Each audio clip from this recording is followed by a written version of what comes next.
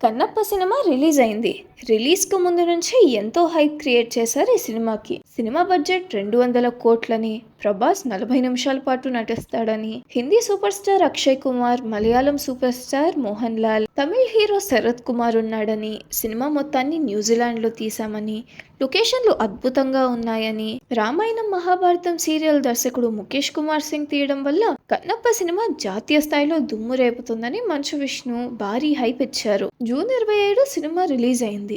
ఎప్పుడైతే జనాల్లో హైప్ ఎక్కువ ఉంటుందో అప్పుడే సినిమా మీద అంచనాలు మనందరికీ పెరిగి, అంచనాలకు ఏ మాత్రం తగ్గిందా ప్రేక్షకులు సినిమాని తొక్కేస్తారు. దానికి తోడు మంచు వారి ఓవర్ యాక్షన్ ఒకటి. ఇక సినిమా కలెక్షన్ల విషయానికి వస్తే జూన్ 27 శుక్రవారం రోజు 8.3 కోట్లు, శనివారం 7.6 కోట్లు, ఆదివారం 6.5 కోట్లు, సోమవారం 2.3 కోట్లు, మంగళవారం 1,25,00,000, బుధవారం 25,00,000 అలా రాను రాను తగ్గిపోసాగాయి. ఇలా హఠాత్తుగా కలెక్షన్ డ్రాప్ కావడానికి కారణం కన్నప్ప సినిమా పూర్తి భక్తరస చిత్రం.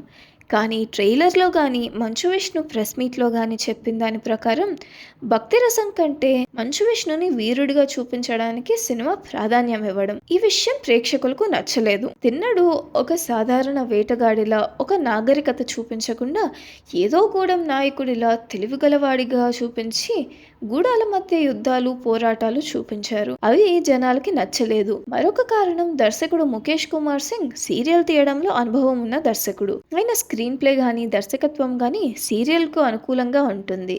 అంతే తప్ప సినిమాలకు కాదు. సీరియల్ సంవత్సరాలైనా పొడిగించవచ్చు, కానీ సినిమా 3 గంటల్లో ముగించాలి. స్క్రీన్ ప్లే అత్యంత పటుత్వంగా ఉండాలి.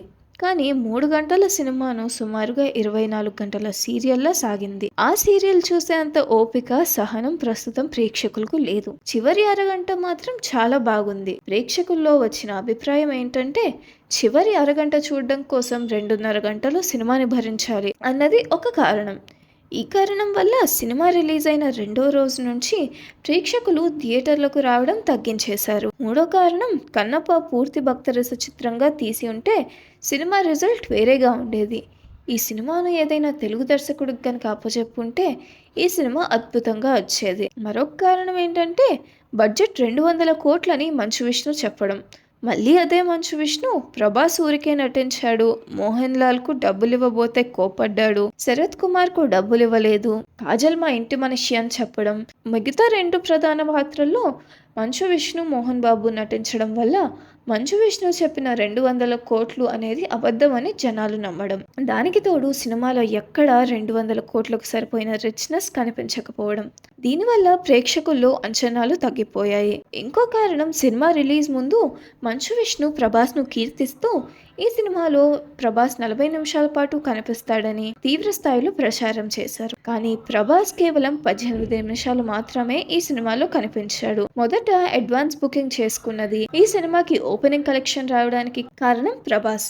కానీ ప్రభాస్ 18 నిమిషాలే కనిపించడంతో పాత్ర కూడా ఊహించని స్థాయిలో ఉండకపోవడంతో ప్రభాస్ ఫ్యాన్స్ నిరాశ చెంది దూరంగా జరిగారు. అది కూడా కలెక్షన్లు తగ్గడానికి ఒక కారణం. మరో కారణం సినిమాని న్యూజిలాండ్లో తీయడం. న్యూజిలాండ్లో తీసిన విజువల్స్ లో అంత లుక్ కనిపించడం లేదు. ఈ సినిమాలో ఉండే జూనియర్ ఆర్టిస్టులు గూడెం సన్నివేశాల్లో, యుద్ధ సన్నివేశాల్లో కనిపించాలి. న్యూజిలాండ్లో మన శరీర రంగు పోలిన ఆర్టిస్టులు ఉండరు కాబట్టి అక్కడ ఆర్టిస్టుల మొహానికి నల్ల రంగు వేసి చూపించారు. కానీ అది అర్థమవుతుంది.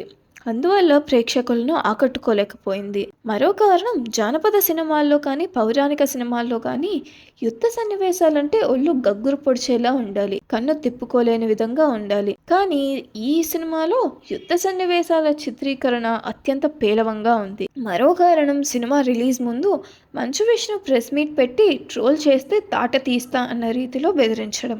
ఎప్పుడూ ఒక వ్యక్తి ఒక వ్యవస్థను బెదిరించలేడు, చెప్పు చేతుల్లో ఉంచుకోలేడు.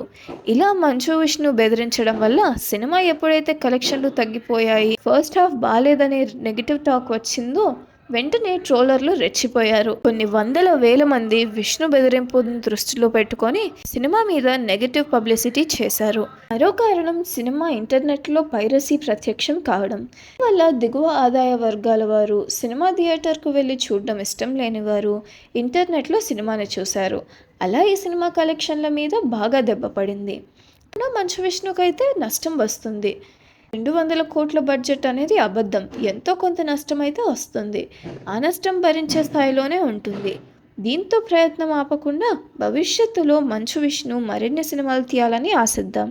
All the best Manchu Vishnu.